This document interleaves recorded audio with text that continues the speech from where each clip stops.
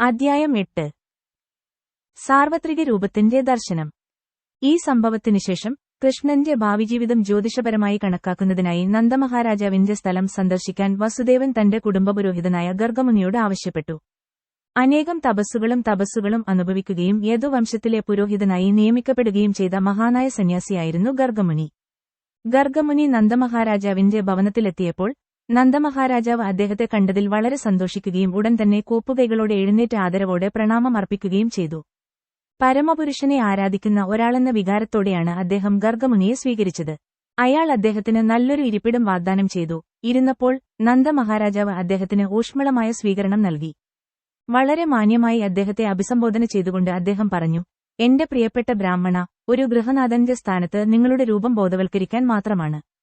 നാം എപ്പോഴും ഗാർഹിക കർത്തവ്യങ്ങളിൽ മുഴുകി ആത്മസാക്ഷാത്കാരമെന്ന നമ്മുടെ യഥാർത്ഥ കടമ മറന്നുകൊണ്ടേയിരിക്കുന്നു.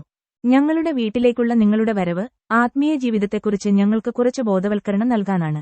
വീട്ടുകാരെ സന്ദർശിക്കുന്നതിൽ നിങ്ങൾക്ക് മറ്റൊരു ലക്ഷ്യവുമില്ല. യഥാർത്ഥത്തിൽ ഒരു സന്യാസിയോ ബ്രാഹ്മണനോ വീട്ടുകാരെ സന്ദർശിക്കുന്നതിൽ കാര്യമില്ല.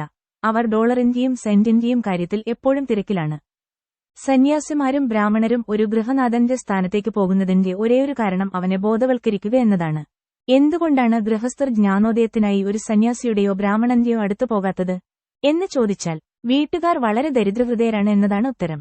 കുടുംബകാര്യങ്ങളിൽ ഏർപ്പെടുന്നത് തങ്ങളുടെ പ്രധാന കർത്തവ്യമാണെന്നും ആത്മീയ അറിവിൽ ആത്മസാക്ഷാത്കാരമോ ബോധോദയമോ ദ്വിതീയമാണെന്നും പൊതുവെ വീട്ടുകാർ കരുതുന്നു. കാരുണ്യത്താൽ മാത്രം സന്യാസിമാരും ബ്രാഹ്മണരും വീട്ടുകാരുടെ വീടുകളിലേക്ക് പോകുന്നു. നന്ദ മഹാരാജാവ് ഗർഗമുനിയെ ജ്യോതിഷശാസ്ത്രത്തിലെ മഹത്തായ അധികാരികളിൽ ഒരാളായി അഭിസംബോധന ചെയ്തു. സൂര്യഗ്രഹണമോ ചന്ദ്രഗ്രഹണമോ സംഭവിക്കുന്നത് പോലുള്ള ജ്യോതിഷശാസ്ത്രത്തിന്റെ പ്രവചനങ്ങൾ അതിശയകരമായ കണക്കുകൂട്ടലുകളാണ്. ഈ പ്രത്യേക ശാസ്ത്രത്തിലൂടെ ഒരു വ്യക്തിക്ക് ഭാവിയെക്കുറിച്ച് വളരെ വ്യക്തമായി മനസ്സിലാക്കാൻ കഴിയും. ഗർഗമുനി ഈ അറിവിൽ പ്രാവീണ്യമുള്ളവനായിരുന്നു.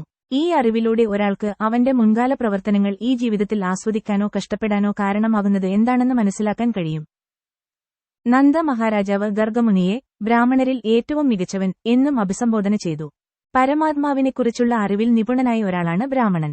പരമാത്മാവിനെക്കുറിച്ചുള്ള അറിവില്ലാതെ ഒരാളെ ബ്രാഹ്മണനായി അംഗീകരിക്കാനാവില്ല. പരമാത്മാവിനെ നന്നായി അറിയുന്നവർ എന്നർത്ഥം വരുന്ന ബ്രഹ്മവിദ്യ എന്ന വാക്കാണ് ഈ ബന്ധത്തിൽ ഉപയോഗിച്ചിരിക്കുന്നത്. ഒരു വിദഗ്ധനായ ബ്രാഹ്മണന് ഉപജാതികൾക്ക്, അതായത് ക്ഷത്രിയർക്കും വൈശ്യർക്കും, നവീകരണ സൗകര്യങ്ങൾ നൽകാൻ കഴിയും. നവീകരണ പ്രകടനങ്ങളൊന്നും ശൂദ്രൻ നിരീക്ഷിക്കുന്നില്ല. ബ്രാഹ്മണൻ ക്ഷത്രിയരുടെയും വൈശ്യരുടെയും ആത്മീയ ആചാര്യനോ പുരോഹിതനോ ആയി കണക്കാക്കപ്പെടുന്നു. നന്ദ മഹാരാജാവ് ഒരു വൈശ്യനായിരുന്നു. അദ്ദേഹം ഗർഗമുനിയെ ഒന്നാന്തരം ബ്രാഹ്മണനായി സ്വീകരിച്ചു.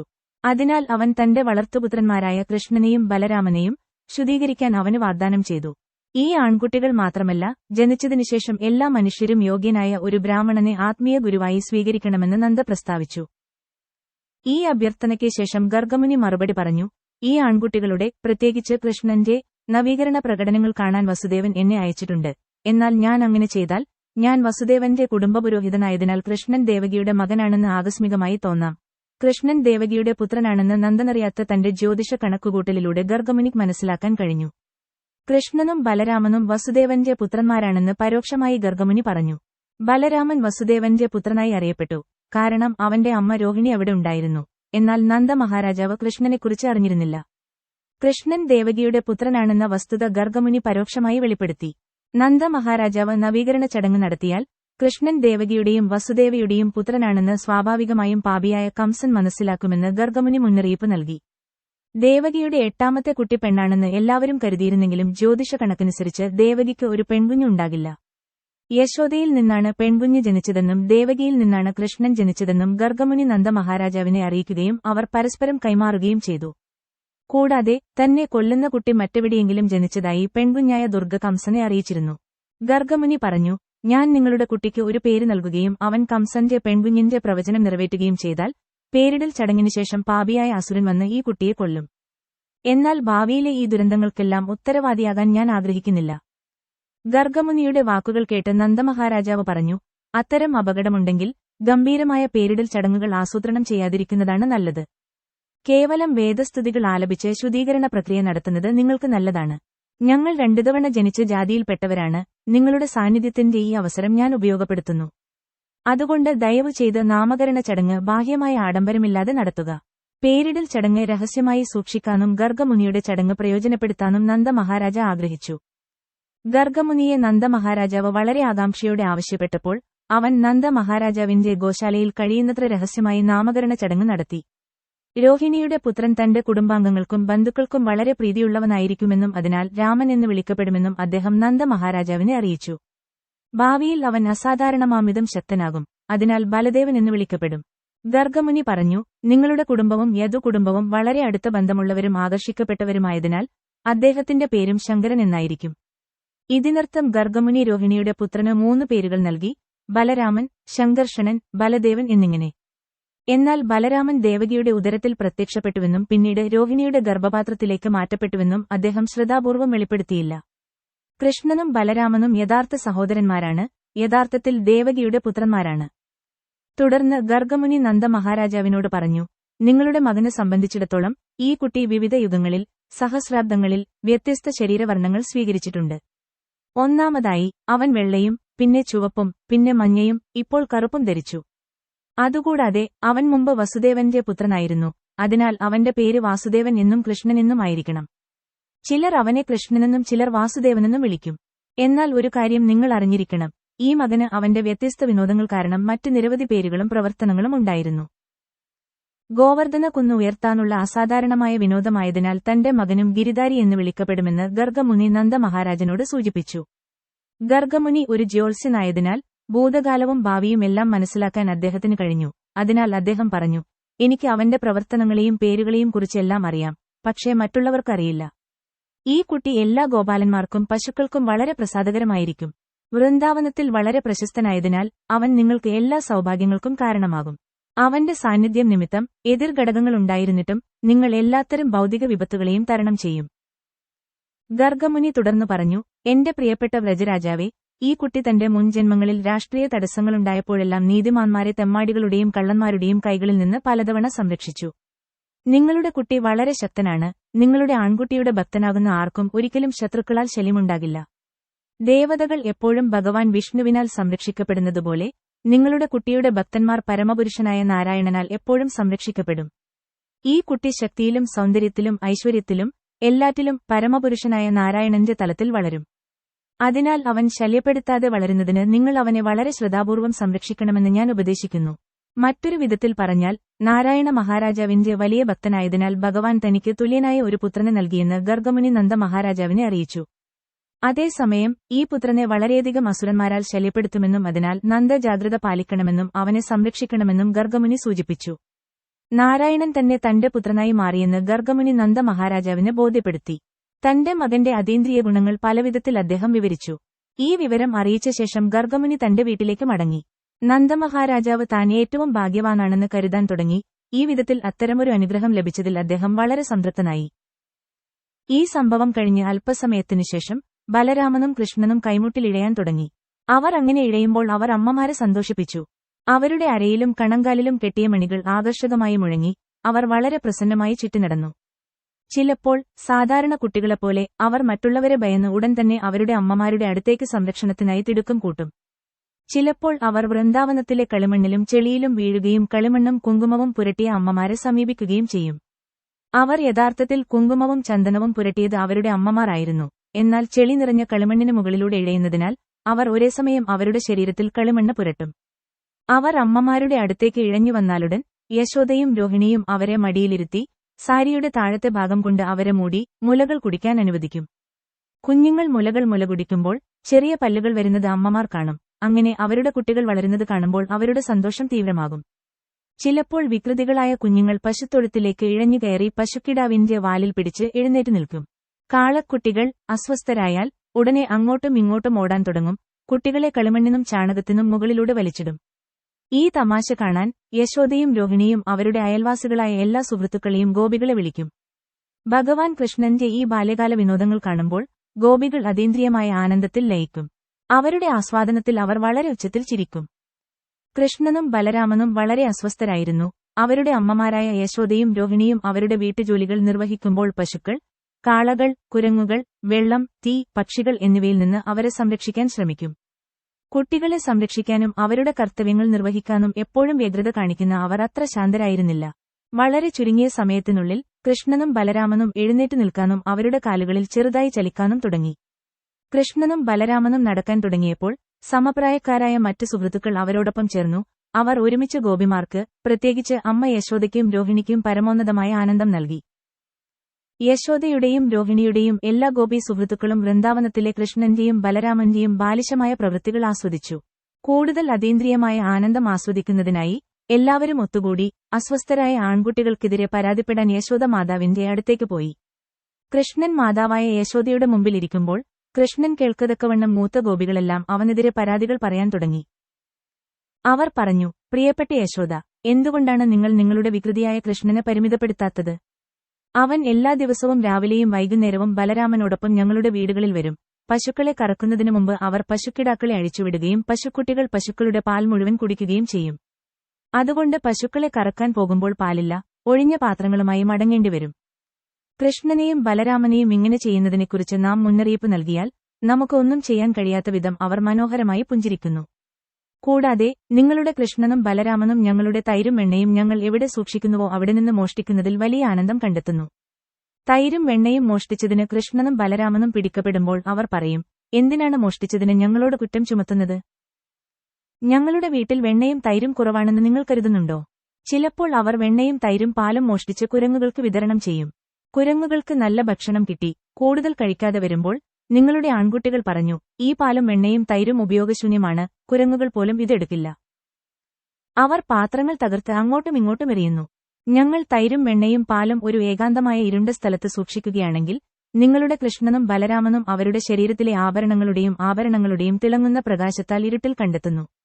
യാദൃശ്ചികമായി അവർക്ക് മറഞ്ഞിരിക്കുന്ന വെണ്ണയും തൈരും കണ്ടെത്താൻ കഴിയുന്നില്ലെങ്കിൽ അവർ നമ്മുടെ കുഞ്ഞുങ്ങളുടെ അടുത്തേക്ക് പോയി അവരുടെ ദേഹത്ത് നുള്ളിയെടുക്കുകയും അവർ കരയുകയും പിന്നീട് അവർ പോകുകയും ചെയ്യും. ഈ വികൃതികുട്ടികളെ ഭയന്ന് ഞങ്ങൾ വെണ്ണയും തൈരും സ്റ്റോക്ക് ചെയ്താൽ സീലിംഗിൽ ഒരു ഊഞ്ഞാലിൽ തൂങ്ങിക്കിടക്കുന്നു. അത് അവർക്ക് താങ്ങാനാകാത്തതാണെങ്കിലും എല്ലാത്തരം മരപ്പലകകളും ഗ്രൈൻഡിംഗ് മെഷീനിൽ അടുക്കിവെച്ച് അവർ അവിടെ എത്താൻ ക്രമീകരിക്കുന്നു. അവർക്ക് എത്താൻ കഴിയുന്നില്ലെങ്കിൽ അവർ പാത്രത്തിൽ ഒരു ദ്വാരമുണ്ടാക്കുന്നു. അതിനാൽ നിങ്ങളുടെ കുട്ടികളുടെ ശരീരത്തിൽ നിന്ന് എല്ലാ ആഭരണങ്ങളും എടുക്കുന്നതാണ് നല്ലത് എന്ന് ഞങ്ങൾ കരുതുന്നു. അതുകേട്ട് യശോദ പറയും, ശരി, ഇരുട്ടിൽ മറഞ്ഞിരിക്കുന്ന വെണ്ണയെ കാണാതിരിക്കാൻ കൃഷ്ണനിൽ നിന്ന് ആഭരണങ്ങളെല്ലാം ഞാൻ വാങ്ങാം. അപ്പോൾ ഗോപികമാർ പറയും, ഇല്ല, ഇത് ചെയ്യരുത്. ആഭരണങ്ങൾ എടുത്തുകൊണ്ട് നിങ്ങൾക്ക് എന്ത് പ്രയോജനം ലഭിക്കും? ഇവർ ഏതുതരം ആൺകുട്ടികളാണെന്ന് ഞങ്ങൾക്കറിയില്ല. പക്ഷേ ആഭരണങ്ങൾ ഇല്ലാതെ പോലും അവർ ഒരുതരം പ്രകാശം പരത്തുന്നു. അങ്ങനെ ഇരുട്ടിൽ പോലും അവർക്ക് എല്ലാം കാണാൻ കഴിയും. അപ്പോൾ മാതാവ് യശോദ അവരെ അറിയിക്കും, ശരി, നിങ്ങളുടെ വെണ്ണയും തൈരും അവർ എത്താതിരിക്കാൻ ശ്രദ്ധയോടെ സൂക്ഷിക്കുക. അതിന് മറുപടിയായി ഗോപികമാർ പറഞ്ഞു, അതെ, യഥാർത്ഥത്തിൽ ഞങ്ങൾ അങ്ങനെ ചെയ്യുന്നു. പക്ഷേ ഞങ്ങൾ ചിലപ്പോൾ നമ്മുടെ വീട്ടുജോലികളിൽ ഏർപ്പെട്ടിരിക്കുന്നതിനാൽ ഈ വികൃതികൾ എങ്ങനെയെങ്കിലും ഞങ്ങളുടെ വീട്ടിൽ കയറിയെല്ലാം നശിപ്പിക്കുന്നു.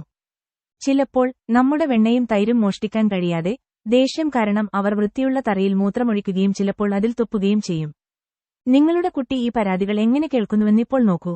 ദിവസം മുഴുവൻ അവൻ നമ്മുടെ വെണ്ണയും തൈരും മോഷ്ടിക്കാനുള്ള ഏർപ്പാടുകൾ ചെയ്യുന്നു. ഇപ്പോൾ അവൻ വളരെ നിശബ്ദനായ ഒരു നല്ല കുട്ടിയെപ്പോലെ ഇരിക്കുന്നു. അവന്റെ മുഖം കണ്ടാൽ മതി. എല്ലാ പരാതികളും കേട്ട് അമ്മ യശോദ തന്റെ കുട്ടിയെ ശാസിക്കാൻ വിചാരിച്ചപ്പോൾ അവന്റെ ദയനീയമായ മുഖം കണ്ടു, പുഞ്ചിരിച്ചു. അവൾ അവനെ ശാസിച്ചില്ല. മറ്റൊരു ദിവസം കൃഷ്ണനും ബലരാമനും അവരുടെ സുഹൃത്തുക്കളുമായി കളിക്കുമ്പോൾ ആൺകുട്ടികളെല്ലാം ബലരാമനോടൊപ്പം ചേർന്ന് കൃഷ്ണൻ കളിമണ്ണ് കഴിച്ചുവെന്ന് അമ്മ യശോദയോട് പരാതിപ്പെട്ടു. ഇതുകേട്ട് യശോദ മാതാവ് കൃഷ്ണന്റെ കൈപിടിച്ച് പറഞ്ഞു, എന്റെ പ്രിയ കൃഷ്ണ, നീ എന്തിനാണ് ഒറ്റപ്പെട്ട സ്ഥലത്ത് ഭൂമി ഭക്ഷിച്ചത്? നോക്കൂ, ബലരാമൻ ഉൾപ്പെടെയുള്ള എല്ലാ സുഹൃത്തുക്കളും നിന്നെക്കുറിച്ച് പരാതിപ്പെടുന്നു. അമ്മയെ ഭയന്ന് കൃഷ്ണൻ മറുപടി പറഞ്ഞു, എന്റെ അമ്മേ, എന്റെ ജ്യേഷ്ഠൻ ബലരാമൻ ഉൾപ്പെടെയുള്ള ഈ ആൺകുട്ടികളെല്ലാം എനിക്കെതിരെ കള്ളം പറയുന്നു. ഞാൻ ഒരിക്കലും കളിമണ്ണ് കഴിച്ചിട്ടില്ല. എന്റെ ജ്യേഷ്ഠൻ ബലരാമൻ ഇന്ന് എന്നോടൊപ്പം കളിക്കുമ്പോൾ ദേഷ്യപ്പെട്ടു. അതിനാൽ അവൻ എനിക്കെതിരെ പരാതിപ്പെടാൻ മറ്റ് ആൺകുട്ടികളോടൊപ്പം ചേർന്നു. അവരെല്ലാവരും ഒത്തുചേർന്ന് പരാതിപ്പെട്ടിരിക്കുന്നു. അതിനാൽ നിങ്ങൾ കോപിക്കുകയും എന്നെ ശിക്ഷിക്കുകയും ചെയ്യും. അവർ സത്യസന്ധരാണെന്ന് നിങ്ങൾ കരുതുന്നുവെങ്കിൽ ഞാൻ കളിമണ്ണ് കഴിച്ചോ ഇല്ലയോ എന്ന് നിങ്ങൾക്ക് എന്റെ വാക്കുള്ളിൽ നോക്കാം. അവന്റെ അമ്മ മറുപടി പറഞ്ഞു, ശരി, നിങ്ങൾ കളിമണ്ണ് കഴിച്ചിട്ടില്ലെങ്കിൽ വായ തുറക്കൂ, ഞാൻ നോക്കാം. പരമപുരുഷനായ കൃഷ്ണനെ അവന്റെ അമ്മ അങ്ങനെ ആജ്ഞാപിച്ചപ്പോൾ അവൻ ഉടനെ ഒരു സാധാരണ ആൺകുട്ടിയെപ്പോലെ വായ തുറന്നു. അപ്പോൾ അമ്മ യശോദ ആ വാക്കുള്ളിൽ സൃഷ്ടിയുടെ സമ്പൂർണ്ണ ഐശ്വര്യം കണ്ടു. പർവ്വതങ്ങൾ, ദ്വീപുകൾ, സമുദ്രങ്ങൾ, ഗ്രഹങ്ങൾ, വായു, അഗ്നി, ചന്ദ്രൻ, നക്ഷത്രങ്ങൾ എന്നിങ്ങനെ എല്ലാ ദിശകളിലും അവൾ ബഹിരാകാശത്തെ മുഴുവൻ കണ്ടു. ചന്ദ്രനോടും നക്ഷത്രങ്ങളോടുമൊപ്പം അവൾ എല്ലാ ഘടകങ്ങളെയും കണ്ടു. ജലം, ആകാശം, വിസ്തൃതമായ അസ്തിത്വവും സമ്പൂർണ്ണ അഹന്തയും അതിന്റെ ഉൽപ്പന്നങ്ങളും, അതായത് ഇന്ദ്രിയങ്ങളെ നിയന്ത്രിക്കുന്നവർ, എല്ലാ ദേവതകളും ഇന്ദ്രിയങ്ങളുടെ വസ്തുക്കളും. ശബ്ദവും മണവും പോലെ അവന്റെ വായിൽ ഭൗതിക പ്രകൃതി, എല്ലാ ജീവജാലങ്ങൾ, ശാശ്വതമായ സമയം, ഭൗതിക പ്രകൃതി, ആത്മീയ സ്വഭാവം, പ്രവർത്തനം, ബോധം, മുഴുവൻ സൃഷ്ടിയുടെയും വ്യത്യസ്ത രൂപങ്ങൾ എന്നീ 3 ഗുണങ്ങളും അവൾ കണ്ടു. യശോദയ്ക്ക് തന്റെ കുഞ്ഞിന്റെ വായിൽ നിന്ന് പ്രാപഞ്ചിക പ്രകടനത്തിന് ആവശ്യമായതെല്ലാം കണ്ടെത്താൻ കഴിഞ്ഞു. അവന്റെ വാക്കുള്ളിൽ കൃഷ്ണനെ മടിയിലിരുത്തി മുലകുടിക്കുന്നതും അവൾ കണ്ടു. ഇതെല്ലാം കണ്ടപ്പോൾ അവൾ വിസ്മയഭരിതയായി, താൻ സ്വപ്നം കാണുകയാണോ അതോ അസാധാരണമായ എന്തെങ്കിലും കാണുകയാണോ എന്ന് ചിന്തിക്കാൻ തുടങ്ങി. താൻ ഒന്നുകിൽ സ്വപ്നം കാണുകയോ അല്ലെങ്കിൽ പരമപുരുഷന്റെ ഭ്രമാത്മകമായ ഊർജ്ജത്തിന്റെ നാടകം കാണുകയോ ചെയ്യുന്നുവെന്ന് അവൾ നിഗമനം ചെയ്തു. ആ വിസ്മയക്കാഴ്ചകളെല്ലാം കണ്ട് താൻ ഭ്രാന്തനായി, മാനസിക വിഭ്രാന്തി ബാധിച്ചതായി അവൾ കരുതി. അപ്പോൾ അവൾ ചിന്തിച്ചു, ഇത് എന്റെ കുട്ടി നേടിയ പ്രാപഞ്ചിക മിസ്റ്റിക് ശക്തിയായിരിക്കാം. അതിനാൽ അവന്റെ വാക്കുള്ളിലെ അത്തരം ദർശനങ്ങളിൽ ഞാൻ ആശയക്കുഴപ്പത്തിലാണ്. ബോധം, മനസ്സ്, പ്രവൃത്തി, ദാർശനിക ഊഹാപോഹങ്ങൾ എന്നിവയുടെ പ്രകടനത്തിന് അതീതവും വ്യത്യസ്തമായ ഊർജ്ജത്താൽ പ്രകടമായതും പ്രകടമാകാത്തതുമായ എല്ലാം ഉത്പാദിപ്പിക്കുന്ന പരമപുരുഷനായ പരമപുരുഷനെ ഞാൻ ആദരപൂർവ്വം പ്രണാമം അർപ്പിക്കട്ടെ. അവന്റെ ഊർജ്ജത്തിൻ കീഴിൽ ശരീരസ്വഭാവവും ശരീരസ്വത്തുക്കളും വിഭാവനം ചെയ്യപ്പെടുന്നു. അപ്പോൾ അവൾ പറഞ്ഞു, നന്ദമഹാരാജാവ് എന്റെ ഭർത്താവാണെന്നും കൃഷ്ണൻ എന്റെ മകനാണെന്നും നന്ദമഹാരാജാവിന്റെ എല്ലാ സ്വത്തുക്കളും എനിക്കുള്ളതാണെന്നും പശുപാലകരായ എല്ലാ സ്ത്രീപുരുഷന്മാരും എനിക്കുള്ളതാണെന്നും ആരുടെ ഭ്രമാത്മകമായ ഊർജ്ജത്താൽ ഞാൻ ചിന്തിക്കുന്നുവോ അവന് ഞാൻ ആദരപൂർവ്വം പ്രണാമം അർപ്പിക്കട്ടെ. എന്റെ പ്രജകളാണ്. ഈ തെറ്റിദ്ധാരണകളെല്ലാം പരമേശ്വരന്റെ ഭ്രമാത്മകമായ ഊർജ്ജം മൂലമാണ്. അതിനാൽ അവൻ എന്നെ എപ്പോഴും സംരക്ഷിക്കാൻ ഞാൻ അവനോട് പ്രാർത്ഥിക്കട്ടെ. മാതാവ് യശോദ ഈ ഉന്നതമായ തത്വചിന്തയിൽ ചിന്തിച്ചുകൊണ്ടിരിക്കുമ്പോൾ മാതൃവാത്സല്യത്താൽ അവളെ അമ്പരപ്പിക്കാൻ കൃഷ്ണൻ വീണ്ടും തന്റെ ആന്തരിക ഊർജ്ജം വികസിപ്പിച്ചു. ഉടനെ അമ്മ യശോദ എല്ലാ തത്വചിന്താപരമായ ഊഹാപോഹങ്ങളും മറന്ന് കൃഷ്ണന് സ്വന്തം കുഞ്ഞായി സ്വീകരിച്ചു. അവൾ അവനെ മടിയിലിരുത്തി മാതൃവാത്സല്യത്താൽ മതിമറന്നു. ഉപനിഷത്തുക്കളിൽ നിന്നും വേദാന്ത സൂത്രങ്ങളിൽ നിന്നും ഉരുത്തിരിഞ്ഞ അറിവ് വളർത്തിയെടുക്കുകയും മിസ്റ്റിക് യോഗ അഭ്യസിക്കുകയും സാങ്ക്യ തത്വചിന്ത പഠിക്കുകയും ചെയ്യുന്ന പ്രക്രിയകളിലൂടെ മനസ്സിലാക്കിയ പരമപുരുഷനെ അവൾ തന്റെ സ്വന്തം സന്താനമായി കണക്കാക്കാൻ തുടങ്ങി. തീർച്ചയായും മാതാവ് യശോദ അനേകം പുണ്യകർമ്മങ്ങൾ ചെയ്തിട്ടുണ്ട്. അതിന്റെ ഫലമായി അവൾക്ക് തന്റെ മുലയിൽ നിന്ന് പാൽ കുടിക്കുന്ന പുത്രനായി പരമമായ പരമപുരുഷനായ പരമസത്യം ലഭിച്ചു. അതുപോലെ നന്ദമഹാരാജും കൃഷ്ണഭഗവാനെ തന്റെ പുത്രനാക്കാനും പിതാവ് എന്ന് അഭിസംബോധന ചെയ്യാനും വേണ്ടി നിരവധി മഹത്തായ ത്യാഗങ്ങളും പുണ്യപ്രവർത്തനങ്ങളും നടത്തിയിരിക്കണം. എന്നാൽ വസുദേവനും ദേവകിയും കൃഷ്ണന്റെ ബാല്യകാല വിനോദങ്ങളുടെ അതീന്ദ്രിയമായ ആനന്ദം ആസ്വദിച്ചില്ല എന്നത് അതിശയകരമാണ്. കൃഷ്ണൻ അവരുടെ യഥാർത്ഥ പുത്രനാണെങ്കിലും കൃഷ്ണന്റെ ബാല്യകാല വിനോദങ്ങൾ ഇന്നും പല ഋഷിമാരും സന്യാസിമാരും മഹത്വപ്പെടുത്തുന്നു. എന്നാൽ വസുദേവനും ദേവകിക്കും അത്തരം ബാല്യകാല വിനോദങ്ങൾ വ്യക്തിപരമായി ആസ്വദിക്കാൻ കഴിഞ്ഞില്ല. ദ്രോണൻ എന്നു പേരുള്ള വസുമാരിൽ ഏറ്റവും മികച്ചവരോടും ഭാര്യ ധാരയോടും സന്തതി വർദ്ധിപ്പിക്കാൻ ബ്രഹ്മാവ് കൽപ്പിച്ചപ്പോൾ അവർ അവനോട് പറഞ്ഞു, പ്രിയ പിതാവേ, ഞങ്ങൾ അങ്ങയുടെ അനുഗ്രഹം തേടുകയാണ്. നാം വീണ്ടും പ്രപഞ്ചത്തിൽ ജനിക്കുമ്പോൾ പരമേശ്വരനായ കൃഷ്ണൻ തന്റെ ഏറ്റവും ആകർഷകമായ ബാല്യകാല സവിശേഷതയിൽ നമ്മുടെ മുഴുവൻ ശ്രദ്ധയും ഉൾക്കൊള്ളട്ടെ. അവനുമായുള്ള നമ്മുടെ ഇടപാടുകൾ വളരെ ശക്തമായിരിക്കട്ടെ. അവന്റെ ഈ ബാല്യകാല പ്രവർത്തനങ്ങൾ കേൾക്കുന്നതിലൂടെ ജനന മരണത്തിന്റെ അജ്ഞതയെ ആർക്കും എളുപ്പത്തിൽ മറികടക്കാൻ കഴിയും. അവർക്ക് അനുഗ്രഹം നൽകാൻ ബ്രഹ്മാവ് സമ്മതിച്ചു. അതിന്റെ ഫലമായി അതേ ദ്രോണൻ വൃന്ദാവനത്തിൽ നന്ദ മഹാരാജാവായി അവതരിച്ചു. അതേ ധാര നന്ദ മഹാരാജാവിന്റെ ഭാര്യയായ യശോദ മാതാവായി അവതരിച്ചു. ഈ വിധത്തിൽ നന്ദമഹാരാജാവും അദ്ദേഹത്തിന്റെ പത്നി മാതാവ് യശോദയും പരമപുരുഷനായ പരമപുരുഷനെ തങ്ങളുടെ പുത്രനായി സ്വീകരിച്ചുകൊണ്ട് അവനോടുള്ള അചഞ്ചലമായ ഭക്തി വളർത്തിയെടുത്തു. കൃഷ്ണന്റെ സഹകാരികളായിരുന്ന എല്ലാ ഗോപികളും ഗോപാലകരും സ്വാഭാവികമായും കൃഷ്ണനോടുള്ള തങ്ങളുടെ വ്യത്യസ്തമായ സ്നേഹവികാരങ്ങൾ വളർത്തിയെടുത്തു. അതിനാൽ ഭഗവാൻ ബ്രഹ്മാവിന്റെ അനുഗ്രഹം നിറവേറ്റുന്നതിനായി ഭഗവാൻ കൃഷ്ണൻ തന്റെ പ്ലീനറി വിപുലീകരണമായ ബലരാമനോടൊപ്പം പ്രത്യക്ഷപ്പെടുകയും വൃന്ദാവനവാസികളുടെ എല്ലാവരുടെയും അതീന്ദ്രിയ ആനന്ദം വർദ്ധിപ്പിക്കുന്നതിനായി എല്ലാത്തരം ബാല്യകാല വിനോദങ്ങളും അനുഷ്ഠിക്കുകയും ചെയ്തു.